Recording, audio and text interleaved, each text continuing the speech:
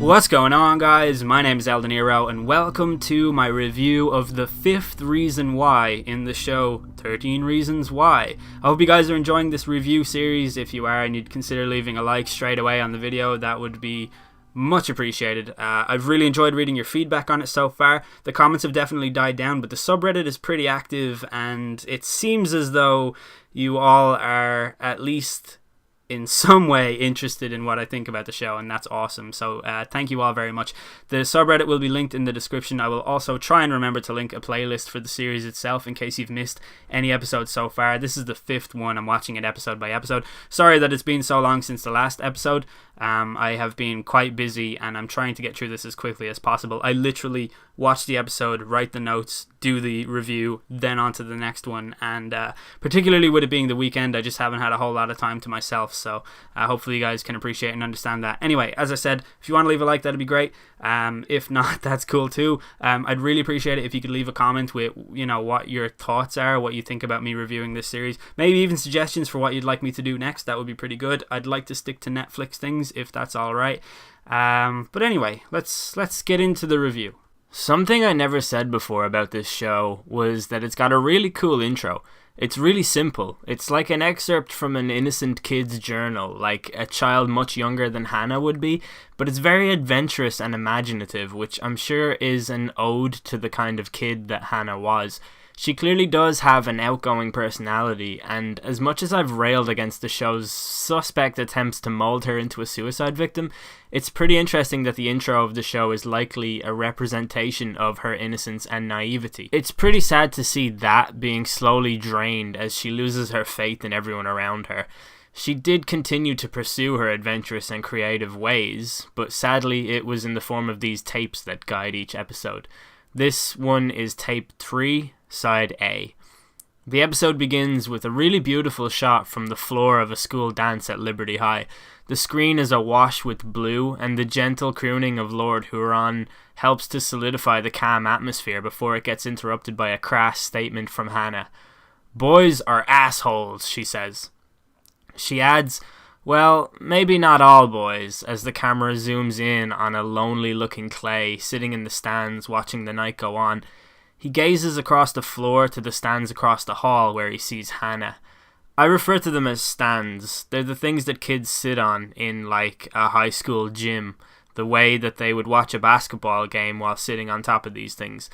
I'm calling them stands. I mean, they're effectively seats, but they just seem more like they are stands because they don't look at all comfortable to sit on, nor do they even look like they were actually designed for people to sit on. This scene is so dreamlike in its color that it's not clear if this is happening in real time and he's daydreaming, or if this whole scene is a flashback. As Clay dances with Hannah, he exudes extremely uncharacteristic levels of confidence and dance floor skills that would be unbecoming for any awkward introvert. And while we're finally rooting for Clay here, it becomes obvious that this is a dream scene. Clay asks Hannah to stay with him, and as she ponders that request, she takes a step back and sees blood coming from her wrists and staining Clay's white shirt. "Boys are assholes," she repeats, "but girls can be evil," she says as Courtney appears behind her with a kitchen knife ready to launch it into Hannah's back. Viewers with a keen eye will see symbolism here. But no, seriously, this scene was actually pretty neat. As Clay wakes up in a cold sweat, we know that it was born out of his own head, and that Hannah's blood on his shirt is an obvious reference to the guilt that continues to plague him. Even though he hasn't pinpointed his involvement in her suicide, or at least he hasn't made us aware of it yet, it continues to creep into each episode more and more. I love the calmness and how it was enhanced by the blue color grading, and Clay dreaming of the version of himself that he wishes he was. It felt like a realistic dream. I know the term realistic dream is problematic, but it combined his infatuation for Hannah and how it was powerful enough to make him wish he was more charismatic and enthralling, along with his guilt, as well as Jeff screaming, "Well done, Clay," while clapping his hands. This happened, Jeff was standing in the stands. I think this emphasizes a level of shame that Clay feels. While Courtney drives the knife into Hannah's back and Clay watches, that shows how he feels like he was complicit in her suicide. He was a passenger to her suffering, or at least that's what he thinks. I'm usually not a fan of dream sequences opening an episode of a TV show, because they're usually tacky and predictable, but this one really did what it was supposed to do, and I have to say I enjoyed it. Well, Clay drags his sweaty carcass out of bed and bemoans the concept of showering to his neglectful parents. He has to bail from the breakfast table to go to Monet's. As he walks out the door, his idiot father says, "Okay, maybe there is something going on with him." Yeah, like maybe all of the midnight bicycle journeys, the cassette project, the weirdest conversation ever with his 32-year-old school buddy at the kitchen table, and the fact that he lost like a stone in sweat overnight, combined with the random scars on his face and the recent suicide of a person in his class, might just indicate that this child requires at least some form of responsible parenting. Clay goes to Monet's, spells out his name to the barista, and receives a coffee that says Cray, which I thought was a pretty good metaphor for how his life is going at this point. We see Courtney with her parents, and while one of her dads is talking about her homework, Courtney is scrolling through some group messages on her phone, and I actually paused it for a look and found this to be pretty interesting. In terms of how it showcases each of the characters and their personalities, the discussion topic here is Clay and how close he is to finding out whatever incriminating evidence may be on the tapes. Jessica says she can't deal and she's going to sleep. This sentence is basically her attitude to everything that happens. She avoids all of her problems because she gets so overwhelmed. When Clay first wanted to talk to her about the tapes, she continuously refused to speak to him. Justin says, "I say we fuck him up," because he's a reactionary meathead with an explosive personality. He acts first and thinks later, which is exactly why the photo of Hannah first circulated in the school. Alex says, "Yeah, that's always a good plan," sarcastically, because Alex doesn't have any suggestions of his own. He is completely in this by himself. He doesn't even want to be in this position. The only stance he can take here is to shoot down whatever idea they come up with. Marcus wants to talk strategy, which is exactly why he attempted to convince Clay to throw out the tapes. Marcus is playing 4D chess, while the others are playing checkers, and Justin is trying to find rude words in a word search puzzle. Anyway, I thought this was a really neat window into their personalities and how consistently the show keeps them in check. Clay is confronted momentarily by Tyler, who wonders why Clay targeted him. Clay seems quite cool in this conversation and promises that Tyler is the only person he's done something about so far, but he promises there's more to come. And I like the scenes that tease another layer to Clay. Like, I think his character is fine, even if his diplomatic awkwardness frustrates me at times, but it's believable, and if this is a slow burning rise to self-discovery, I can definitely live with that. We also see a flashback of Courtney selling tickets to a school dance, which Clay and Hannah both buy tickets to. Clay is so palpably awkward around Hannah and the prospect of attending a dance with her. It's actually kind of endearing, although Hannah seems to find it quite puzzling. Clay walks past Justin's locker and Justin follows him. They have this really vague conversation about how this is beyond all of us now, and if we go down, you go down with us. And Clay says he doesn't care, which only frustrates Justin even more. And that's cool, because it's another element to Clay, like another little piece that we can attach to what his character will most likely eventually become. The man who has got nothing to lose is always the one that TV bad guys fear the most, and during this scene there's a simulated heartbeat echoing in the background, which keeps getting faster and faster over time.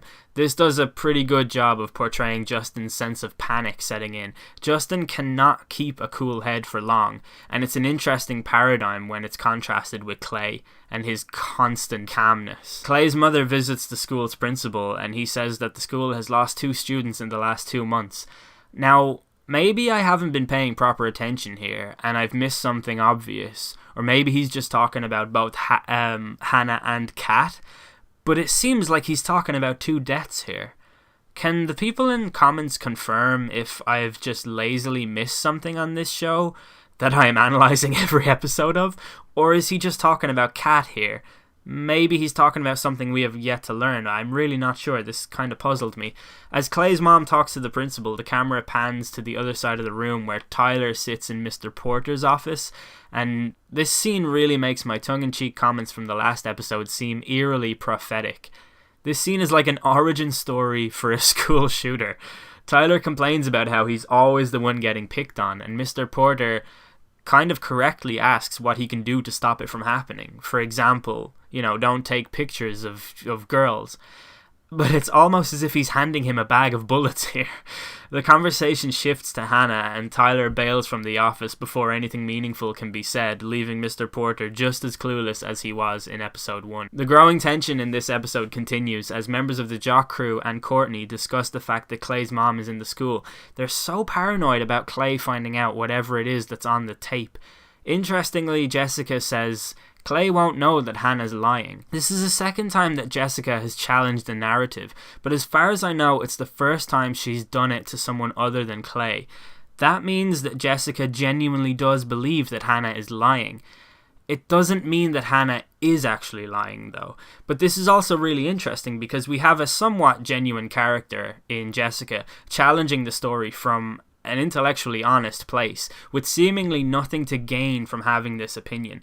I suspect Hannah is telling the truth, and Jessica doesn't know the extent of her insubordination because she was either shielded from the truth by Justin, or else Justin left her in the dark on purpose because he had sinister intentions in whatever it was that happened. But this sets Jessica up for a redemption arc, because if and when she finds out the truth, she may very well be the one that helps the truth see the light. But it will be interesting to see how this unfolds. Tyler then joins the gang and says he wants in, but he gets violently shut down, with the threat of, I think, getting his arms broken, so that's always good. There's a couple of flashback scenes with Hannah attempting to bridge the gap of what happened at her house with Courtney and break down the barriers that Courtney is putting up in response. Hannah says that she can drive Courtney and her two friends to the dance, and this isn't a really memorable scene, but it is really good to see Hannah making such a pronounced effort to be Courtney's friend and let her know that she understands her struggle, at least to a degree. It's actually an important moment in Hannah's character development because it shows what Hannah's standards are, like what her expectations in high school crisis management are. Hannah is sticking by Courtney, a girl that she barely even knows, because she's concerned about her and how she must feel about being judged by the entire school. Hannah's empathy cannot be understated here. If Courtney harmed herself in some way, or maybe even if her grades dropped or her social stature fell apart, I have no doubt from watching this scene that Hannah would have felt somewhat complicit for not intervening or showing her support, and that's an important credential when we attempt to rationalize Hannah's suicide. It's just another thing that we need to take into account. Hannah drives the Courtnettes to the dance in a brand new Jeep that her dad got. A simple lease change apparently, but a really nice gesture from him because we'd been struggling to find any humanity in him too. Maybe it just runs in the family. We see a very brief reunion of the FML Monet's Three Musketeers and see that friction still exists between Alex and Jessica. There's some creepy behaviour from Captain Bravado Bryce at the expense of Hannah and Courtney. Eventually, Hannah takes her place in the stands opposite Clay, and it looks like we're going to find out the reality that Clay tried to erase in his dream at the beginning. As Clay steps down from the dance floor, he appears to stumble, looking nowhere near as sure-footed as he did in the dream. But then there's a sharp return to the present where a lonely Clay is perched on the stands in the gym, being approached by an everly fatherly Tony. As we flash back to the dance scene, we learn more about the knife that Courtney stabbed Hannah in the back with. She gets approached by a guy named Monty, I think, who wants to dance. He asks her if Hannah and her are up for some fun later, and Courtney says, "I hate to disappoint you, but let me tell you something." As she whispers in his ear, it becomes obvious that she has thrown Hannah under the bus. Something that Hannah actually says later on, and I had already written down in my notes, threw Hannah under the bus, and then Hannah actually said it. See how good I am at predicting stuff in this show, guys? We move into the slow song that started the episode with, and Clay awkwardly suggests that he and Hannah do like a slow dance. The nervous twitch in Clay's face suggests that he was about to lean in for a kiss, but then a drunken Jessica makes a scene, causing Hannah to attempt to step in. On her way to Jessica, this Monty guy just interrupts her and says he found out from Courtney that Hannah is a lesbian, dating Laura, another lesbian in the school who's in her class, I think. She also said some stuff about Hannah and Justin. As Hannah storms out of the dance floor, Monty says, "Hi Corey," to Clay, and this is the second time in this episode that someone gets Clay's name wrong. Before they danced as well, Hannah said to Clay, "I didn't know you were here." Maybe Clay has some identity issues, and I don't know, but he seems really, really nameless here. Hannah comes back to the dance floor to pull Jessica out because she hasn't forgotten about her and she does care about her, which is another giant leap towards a better and more sympathetic version of Hannah. It's more so than what we got in the first few episodes anyways. Hannah's new Jeep won't start after she bundles Jessica into it, and the scene jumps to the present where Clay has taken Courtney to Hannah's grave, mainly so he could stick it to her and give her a piece of his mind. She attempts to excuse her complicit activity in Hannah's suicide by saying she didn't want anyone to know that she was gay because she's had to put up with so much abuse all her life because her dads are gay and they've had to put up with so much abuse. We jump back to the dance and we see Tony and Hannah have a budding friendship, and it begins with him jump-starting her car. Tony follows Clay to the cemetery, of course, because he has nothing better to do with his life. He also brought Clay's bike with him because he's a sound weirdo. And then we see Justin and Jessica continue to quarrel about what they're going to do with Clay. Tony gives Clay a cassette tape, the one that starts with the slow song that Hannah and Clay dance to. It's the same cassette tape that he had given to Hannah after he jump-started her car. Clay then makes a paper headstone for Hannah, and we immediately cut to a scene of Clay cycling home and the jocks driving up behind him. It's not clear at this point who's driving the car, who's in it, but the car is filled with jocks, and the tension grows so much stronger as they get closer and closer. Then they bundle a confused Clay into the passenger seat of the car and drive to speeds of 90 miles per hour with the lights off. It's actually Alex who's driving. Justin is sitting in the back behind the passenger seat, and there's another guy to the left of Justin whose name I will never attempt to remember, so I will call him Chad. Justin tells Clay that he can't fuck with them and he needs to back off. Clay says he gets it, but Alex continues speeding. As the police pull Alex over, we learn that Alex's dad is the cop who pulled him over and that he won't be facing any punishment.